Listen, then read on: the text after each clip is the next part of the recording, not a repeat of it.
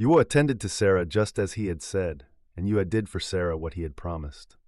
Sarah became pregnant and bore Abraham a son in his old age, at the appointed time God had spoken to him about. Abraham named the son who was born to him, the son Sarah bore him, Isaac. Abraham circumcised his son Isaac when he was 8 days old, just as God had commanded him. Abraham was 100 years old when his son Isaac was born to him. Sarah said, "God has made laughter for me. Everyone who hears will laugh with me." And she said, "Who would have said to Abraham that Sarah would nurse children? Yet I have borne him a son in his old age." The child grew and was weaned, and Abraham made a great feast on the day Isaac was weaned. Sarah saw the son of Hagar the Egyptian, whom she had borne to Abraham, laughing as he played.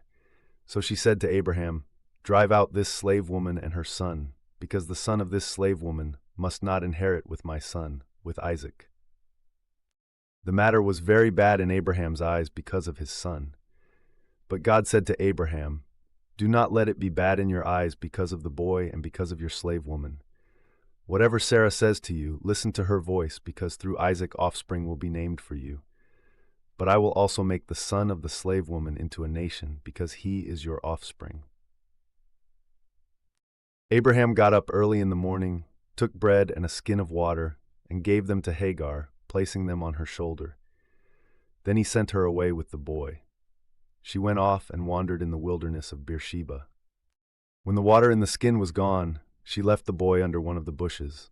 Then she went and sat across from him, about a bowshot away, because she said, "I cannot watch the boy die." So she sat across from him, lifted her voice, and wept. God heard the voice of the boy.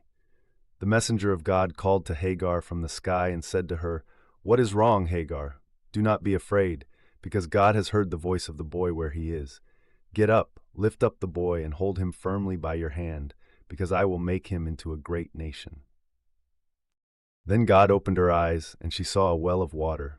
She went, filled the skin with water, and gave the boy a drink. God was with the boy. He grew up, lived in the wilderness, and became an archer. He lived in the wilderness of Paran, and his mother took a wife for him from the land of Egypt. At that time Abimelech and Phicol, the commander of his army, said to Abraham, "God is with you in everything you do.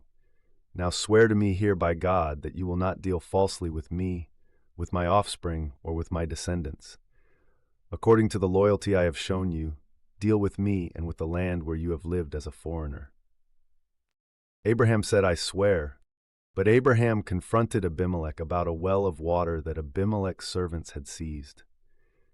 Abimelech said, "I do not know who did this. You did not tell me, and I had not heard of it until today." So Abraham took sheep and cattle and gave them to Abimelech, and the two of them made a covenant. Abraham set apart 7 ewe lambs from the flock. Abimelech said to Abraham, "What are these 7 ewe lambs that you have set apart?" He said, "You must accept these 7 ewe lambs from my hand, so that they may be a witness for me that I dug this well." That is why that place was called Beersheba, because there the two of them swore an oath. So they made a covenant at Beersheba. Then Abimelech and Phicol, the commander of his army, rose and returned to the land of the Philistines. Abraham planted a tamarisk tree in Beersheba and called there on the name of YHWH, El Olam. And Abraham lived as a foreigner in the land of the Philistines for many days.